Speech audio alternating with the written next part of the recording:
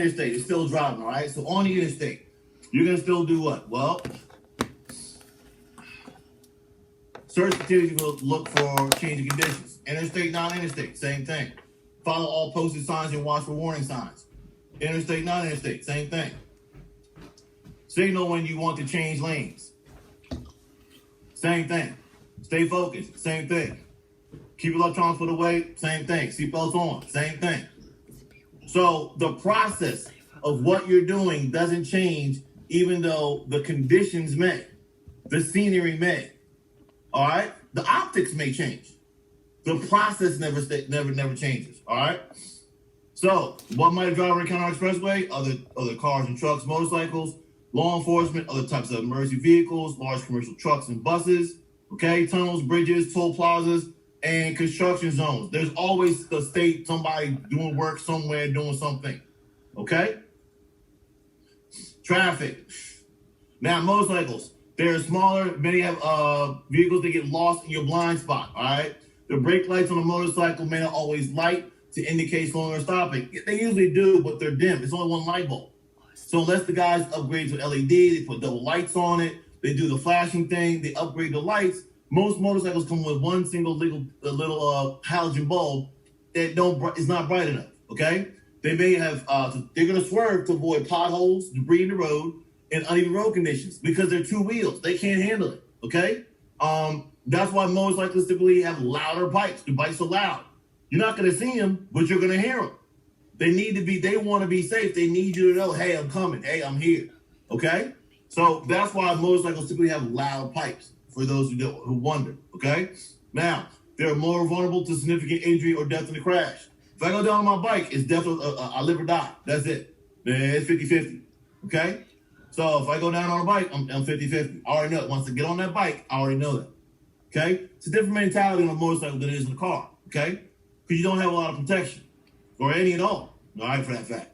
Look twice before changing lanes. You do not share a lane with a motorcycle, all right? A car and a motorcycle do not belong in the same space. They don't share it, all right? Allow plenty of space between your vehicle and the motorcycle. When you're passing it, you create a wind tunnel, a wind shear. You can suck that motorcycle right out of his lane into the side of your car or behind you in front of somebody else. So you don't want to go flying by, okay? No, you can take your time, take a chance. All right? I don't know what you two are talking about, but y'all better get together. Think I don't know. All right? Get together. Now, be careful around groups of motorcycles. All right? Yes, be careful around groups of motorcycles. They're loud, there's a lot of them. Okay? Don't cover your hand now. Don't cover your mouth now. All right? So, be careful. Look around. 360 degrees. Okay? Now, emergency vehicles. Yes. First responders are seriously injured or killed on the side of the road while doing their job. All right? Wyman, here's that move over law right here. When traffic is moving and emergency vehicles are on the shoulder with lights flashing, okay?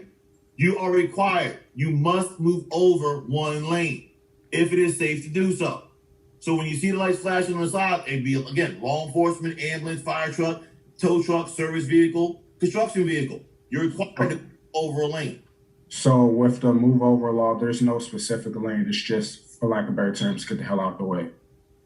Yes, but what they're doing is, if the law enforcement is on the right side, mostly it's on the right shoulder, you're supposed to go to the left lane or the middle lane. Purpose is to give them space so people stop getting killed because drunk drivers and people not paying attention keep hitting them. All right, tow truck drivers are trying to help somebody. They're trying to do their job. They get killed every week. Okay. So, question: do tow truck drivers are under the move over law? Yes. Okay. Okay. The move over law applies to just not emergency vehicles, which we think of, again, ambulance, law enforcement, and fire trucks. It also encompasses service vehicles, AAA car. It could be the tow truck. You see what I'm saying? Somebody who's trying to help a motorist on the side of the road. All right. So you are required to go from the right lane to the middle lane. Now, if they're on the left lane and on the left shoulder, you're required to go from the left shoulder to the right. Okay. So it becomes situational. All right. Now, if you cannot do that, because Wyman, you're going down the road and all of a sudden Fiona wants to be selfish. Not today. I got to get somewhere. It's my lane. I'm doing the right thing. You should have thought about that earlier. Whatever Fiona wants to say to herself. Okay. Well, guess what? Now you're required to slow down to a reasonable speed. All right. Now they say slow down 10 miles an hour. I can tell you that the law, I've talked to law enforcement, I've talked to state troopers, and the law reads you're required to slow down substantially.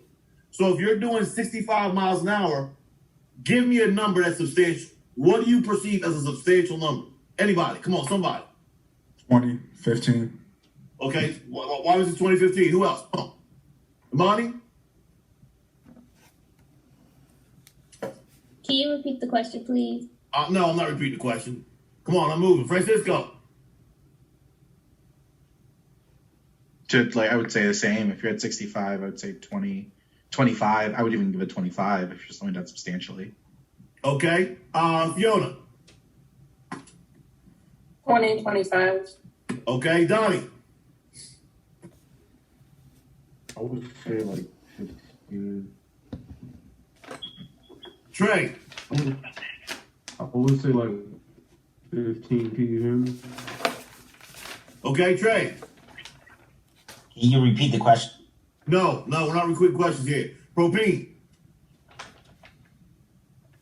20. You doing 22, Propine? Yeah, 20. Okay. Who else? Let me see who else. Okay, I see what's going on. Asha, what's going on here? Come on, tell me. What do you think, Asha? In the picture, right? Do you know what the question is? No. Okay. Samantha, what do you think? I think that I guess I agree with most people that like 15 to 20 would be an appropriate amount to slow down. But honestly, it just depends on how fast you're going to begin with. Now, what's the speed limit? How fast are we going, Samantha? We're doing 60. I mean, if you're going 65 or 60, then yeah, I think 20 is probably a good amount. But if you're going like 40, I mean, maybe 22 as well. But as long as you're able to like give the emergency vehicle enough space and time and like slow down enough that you're not a risk to them, then I think whatever you find appropriate in a situation. Okay. So the reason why I went around the room, I wanted all these numbers is the police officers don't, my point is, if you don't agree, the police officers don't agree. Remember, the police officers are human. So at 65 miles an hour, what is substantial to one police officer may not be to the other. So if you're doing 65 and you slow down to 45, they're gonna say, "Oh, that's not slow enough." Then another cop will say, "Oh, that's good, man. 45 is good." Another cop may say, "You got to do 35." Some cop may say, "Wait a minute, 25 miles an hour." So the cops don't agree on an exact number. That's why here this presentation was put together before the law became law. Okay. So my point is, understand there's a vagueness in the law, in some of the laws. The judgments are based upon what the police officers or human beings are going to judge. So if you're doing 65, I would say, hey, try to get down to 50%. That's a general rule. Try to get down to about 50%. So if I'm doing 65, I'm trying to get down to about 35. I want to be somewhere between 30 and 40 miles an hour. Okay? That's a safe zone. Most cops will allow that and be reasonable. If you're doing 50, they're going to ticket you. If you're doing 20, they may ticket you. It's too slow. You're slowing down traffic. Why are you stopping? You're causing a problem. So you've got to understand how the police officers are viewing this. So does it also come down to like not impeding the flow of traffic? And that's part of the conversation. This whole idea of impeding traffic is very vague. So one cop may say you're impeding traffic at doing 20. Another one will say by doing 30 you're impeding traffic, and somebody will say at 40. But it's very vague and judgmental because that flow of traffic, that impeding traffic, comes into, well, is the traffic flow in the situation, it becomes situational. You see what I'm saying, Francisco? Yeah, absolutely. If you're driving on the highway, it's all situational. You have to pay attention. You have to understand what the situation may be. What was a mile ago is not what's going to be a mile ahead of you. So, that's how it rolls, okay? So that's why, all right? Now, workers very close to fast moving traffic. Unexpected road changes. Shoulder area is smaller and non-existent. Speed limit is usually reduced, okay? Speed limit is frequently monitored by cameras. These are things you'd expect in a construction zone, okay? So that little snapshot I just ran through, some of you were like, oh, Mr. May, you could repeat the question? I did that for a purpose. I did that for a reason. Okay. You've got to pay attention. You've got to know split second. So all of a sudden you've got a situation. You got construction zone. Now you've got a construction zones. You're doubling and tripling your fine. So that speed you were doing back there, 15 miles over, and you get that ticket and it was like $100. You do it in a construction zone. Now the speed was 45 and you're doing 60. That ticket was $500. Split second. All it took was a half a mile of the change of scenery. Why That's how is your that? eyes are working. Huh? Why is that? Because it's a safety thing. They want to keep everybody safe, so they up the penalties. Just like they do with schools. They do the same thing in school zones. They do it in construction zones. And quiet is kept. The government properties, federal government properties are subject to the same thing. So you've got to be, again, aware of your environment. Oh, that's not. Let me slow it down. That's federal. See, now I'm moving into jurisdiction. I'm moving into federal law, federal consequences. I got a federal court. I don't go to county court. I go to federal court. These are all things that you have to be conscious of as you're driving down the road. Okay? Are construction zones legally obligated to note the new speed limit as you enter the construction zone? Or is it just one of those things of, oh, it's a construction zone, there's a sign that there's just reduced speed? It depends. And I say that depends because it's 9 times out of 10, where they're going to go, like they said, cameras are involved here. When they put those cameras up, they're going to notify you it's 55, it's 45, whatever it's going to be. If it's a roaming, a moving construction zone, and situational, they may not put a speed limit sign up there. They're just going to throw the song, construction ahead. And now what you have to deal with is, okay, the speed, what does my environment tell me? So is it safe to do 55? If it's not, is there congestion? If there's somebody who doesn't know what they're doing, I need to slow it down to 45, 10 miles down, just to make sure what? I got a variable. A variable that's unknown, I'm just gonna be cautious and gonna slow it down. So, for example, to your point, it becomes situational because if you've got a prolonged construction zone, you'll have a speed limit. Okay. You have one, they're just repairing something that happened in a storm, whatever. They may not put a speed limit attached to the sign. Everybody see what I'm talking about? Yeah, I have one more question. Go ahead. So about like school zones and stuff. So say there's like no buses and no kids.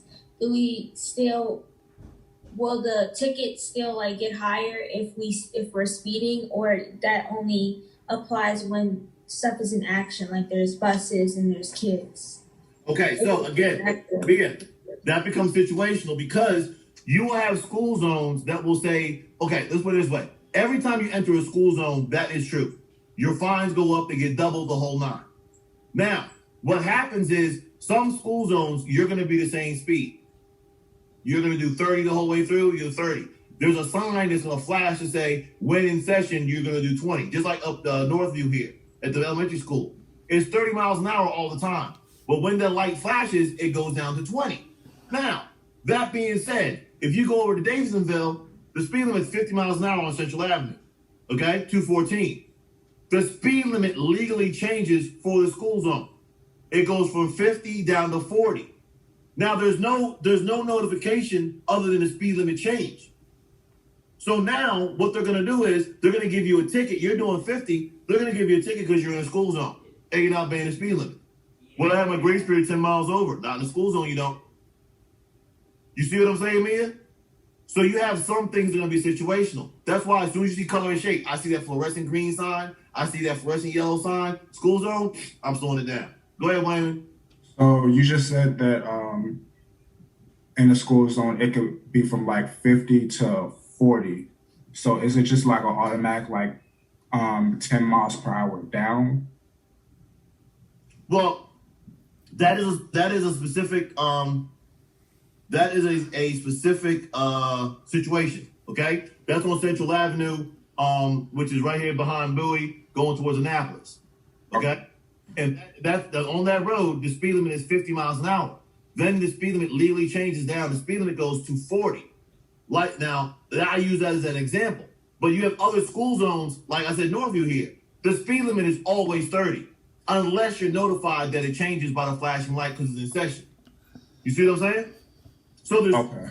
ways that they regulate it, but now it's on you to figure out which way they're talking about and what my responsibility is.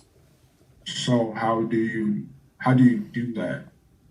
You look around, you gotta look. So the first thing you want to do is, what are my color and shape? What do my signs tell me? What do my lights tell me? So I see a sign. Usually you see a sign that says, "Hey, like Northview has a sign that says, when lights flashing, speed limit is 20 miles an hour." So Okay. flash, I know I'm doing 20. So it would basically be, I guess, like one of the regulation signs that we were talking about. Yes, exactly. Okay. White, Cool. and usually it has the fluorescent green, fluorescent yellow border on it. It lets you know it's a school zone. And then there's also some areas where you're gonna have Mia. To your point, you're gonna have legal signs that say school zone begins, school zone ends. Now you have a defined space to operate in. So if you're speeding in that space, no matter what, there's a ticket. Now, there are other school zones that do not have that sign. You see what I'm saying? That's why I'm saying you gotta pay attention to color and shape, because this thing gets situational. They can throw a curveball at you and you gotta pick it up. You gotta, oh, that's that sign. I got it. I picked it up. I got it. You see what I'm saying? Everybody understand what I'm saying? Amani, you got me? You still with me? Yeah. All right. Now, look, obey posted speed limits, all right? You got the men working, road work ahead, okay? These are those signs that Francisco was talking about. You can have these signs and the speed limit is going to be attached to them, okay?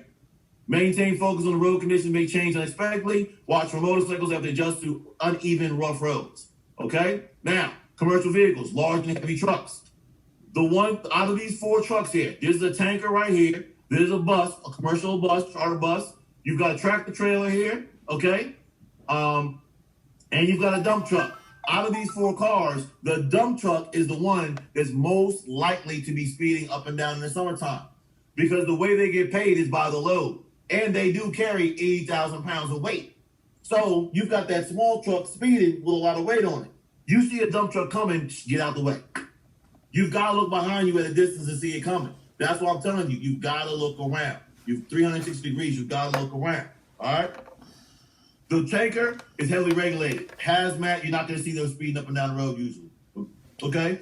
Same thing with passenger vehicles. Same thing. So these two, you're going to have heavily regulated. You're not going to see them. You're more likely to see the ones on the ends. And the tractor trailer needs space. He can't go on 485 doing 100 miles an hour. The dump truck can. All right? Now, here it is. Additional weight. Yes, trucks can weigh over 80,000 pounds with a special permit. They can do 120,000 pounds. It takes them longer, okay? With additional height and weight, their stopping distances increase. So some trucks, it can take them a mile to stop, all right? And you've got to be conscious of that, all right? Now, additional height creates blind spots for truck drivers as well as you to see other vehicles around them, all right? It makes maneuvering to avoid crashes much more difficult. They can't maneuver. They can't go side to side. They only go north and south. That's it. If they can't stop, they just run it over, okay? Beware of no zones. Do not drive in them for a long time. Each of these no zones are areas where a commercial driver will not be able to see any advertised vehicle, all right? So I've driven them. These no zones are actually switched, okay? This should be on the driver's side. This should be on the passenger side. But if you're behind that truck, can't see you. In front of the front can't see you. Right next to the driver, sometimes they won't see you. If you're down here, like this car here, if I'm the driver on the left side, I can't see this car here. I can't see him. Okay? So that's what we're dealing with there. All right? Beware no zones. Do not drive them for a long time. It's true. If you can't see my mirrors, I can't see you. This is a true statement. That's what truck drivers are going off of, their mirrors. All right? So, for example, that car, it takes 55 miles an hour. They say 193 feet to stop. The truck, 325 feet at best. At best. Again, I've seen trucks take a mile. How long is a mile? Isn't a mile like 2,200 feet? Am I correct on that? How long is a mile? I think it's 2,200 feet. All right. So think about it. It takes 2,200 feet for a truck to stop in some cases. Okay. And they're telling you at best 325 feet. A mile is 5,280 feet. Okay, 然后 there you go. So at 5,000, what is it, Mia? 280. 5,280. It's taking that truck that long to stop. Hey, that's a far cry from 325 feet. Okay. We're gonna pause here for a second. Any questions so far? I have a question about the large trucks in like the area where you can see them. So they can't see when it's right beside them. Sometimes they can't. So if the driver is, and the driver's on the left side, in the driver's side, correct? What's gonna happen is right out of his window, he can see you. But behind that window is a blind spot. He has to actually physically look back. He doesn't have time. That mirror goes over that space. So down the side of the truck, he can't see you. And so that becomes the hard part about it. Okay. In addition, he looks at that passenger side because of the hood and how high he is. Below that door, anything below that door, he can't see it. That's why trucks have those little windows in the passenger side doors, so they have a peephole to see. That window does nothing. I'm telling you right now, they can't see. That does nothing for you. Okay? Absolutely nothing. So you don't want to drive on the side of them. We're gonna do this quick clip here, this movie. Again, I always tell people I apologize. You know, no judgment here. Don't hold it against me. I still do like you. This is not revenge or anything. All right.